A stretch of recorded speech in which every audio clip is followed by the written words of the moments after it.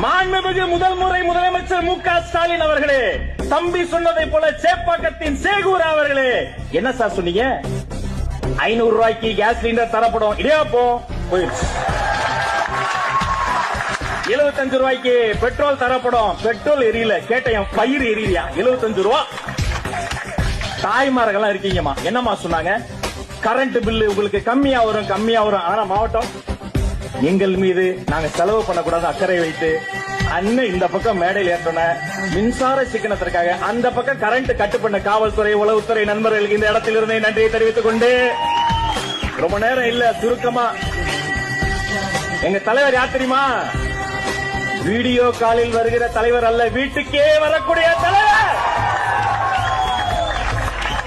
அன்னைக்கு நைட்டு மழையில நடந்துட்டு நான் வீட்டுக்கு போனேன். போனுக்கு மேல போனு, நம்ம பசங்க என்ன இவ்வளவு போன் வருது எடுத்தா, அண்ணா சுற்றுல பாருங்க, அண்ணா யூடியூப பாருன்றாங்க. என்ன மணி சொல்லு மணி, நீ திறந்து பாருங்க.